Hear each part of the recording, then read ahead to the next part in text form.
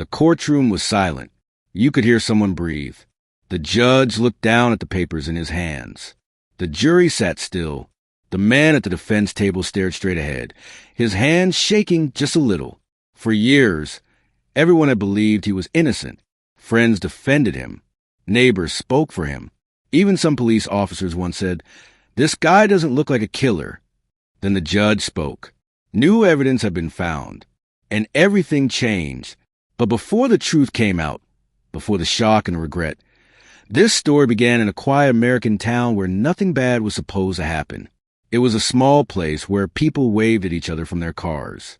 Kids rode bikes until the streetlights came on. Doors were locked, but fear was rare. That was where Michael Turner lived. Michael was the kind of man people trusted. He helped neighbors carry groceries. He fixed broken fences. He smiled a lot and spoke softly. When people described him, they used words like polite, quiet, and kind. No one ever said dangerous. So when a young woman named Emily Parker disappeared, Michael's name never came up at first. Emily was 22. She worked at a diner just outside town and planned to go back to school.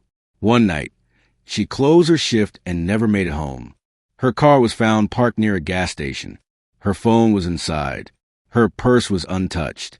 It made no sense. The town panicked. Search teams formed. Police knocked on doors. Posters went up on every street corner. For days, people hoped she was still alive. Then her body was found. The shock was heavy and painful. Parents pulled their children close. People cried openly. And the police felt pressure to act fast. They needed answers. They needed a suspect. At first, they focused on strangers, travelers, anyone passing through. But nothing fit. Tips went nowhere. Evidence was thin. Then someone mentioned Michael, not because he was suspicious, but because he was there. A witness remembered seeing him near the diner that night. Another said he owned a truck like one seen on the road. It wasn't much, but pressure can make small things feel big. Police brought Michael in for questioning. He came willingly. He answered calmly. He didn't ask for a lawyer. He said he had nothing to hide. And when he spoke about Emily, his eyes filled with tears. "I'd never hurt anyone," he said. Some officers believed him. Others weren't sure. The town was angry. Grief turned into fear. Fear turned into demand. People wanted justice. They wanted it now. Soon, rumors began to spread. Michael's name was whispered at the grocery store. People looked at him differently. Friends stopped calling. Still, there was no solid proof. No blood. No weapon. No confession. So the case slowed down. Months passed. Then something happened that changed everything. A small piece of evidence, ignored at first, was tested again using newer technology. It was tiny, almost nothing, but it didn't lie. The result pointed straight to Michael. Police returned to his door, this time with handcuffs.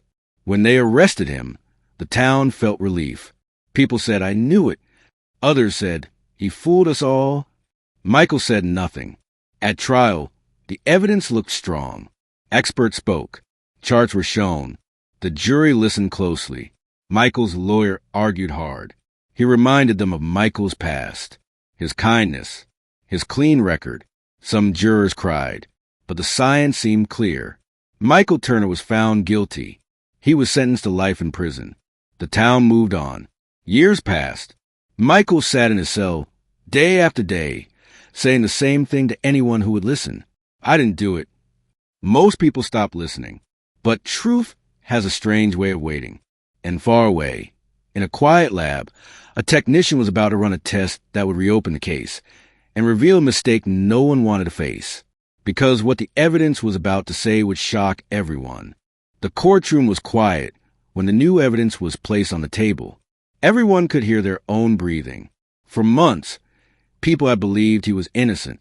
Neighbors spoke for him. Friends stood by him. Even some police officers thought the case was weak.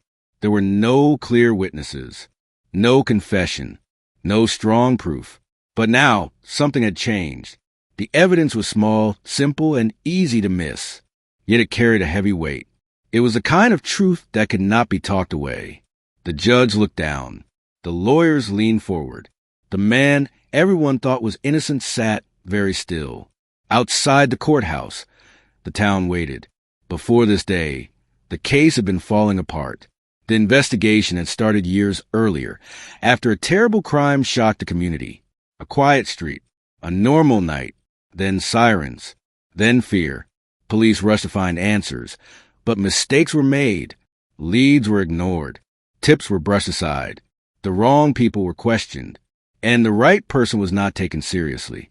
That man blended in too well. He went to work every day. He smiled at neighbors. He waved at police cars as they passed.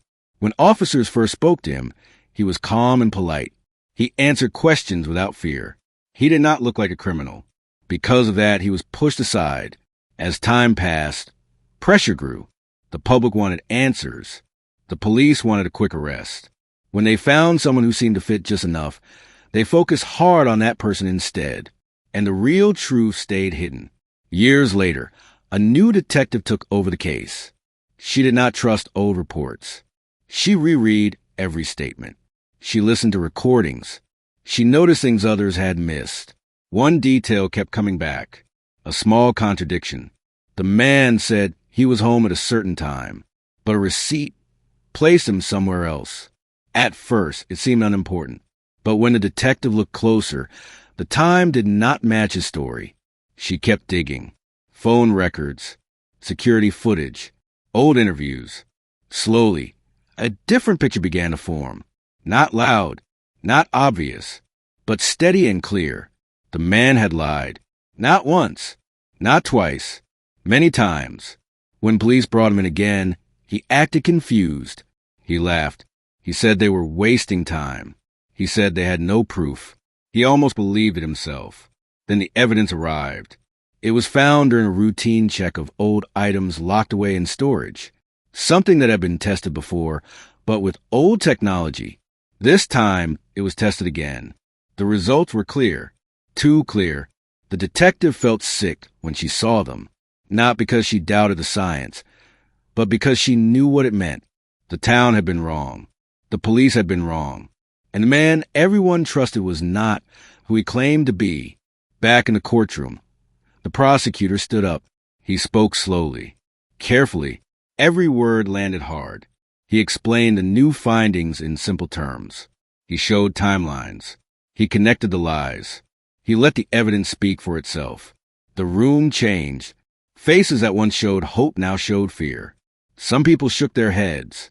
Others covered their mouths. The man's lawyer tried to interrupt, tried to question the process, tried to create doubt. But there was none left.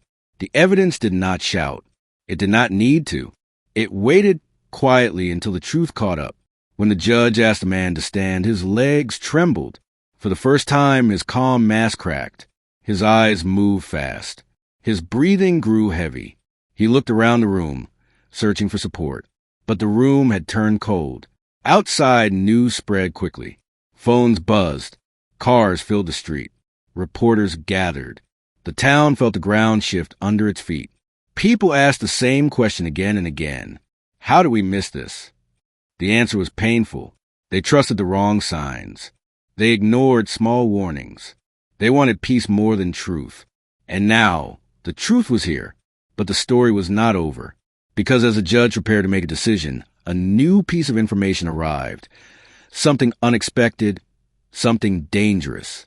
It suggested that this was not the only lie. There might be more victims. And if that was true, then the case was bigger than anyone had imagined. The judge paused. The courtroom held its breath. And the man who was once believed innocent realized that the evidence was only just beginning to speak.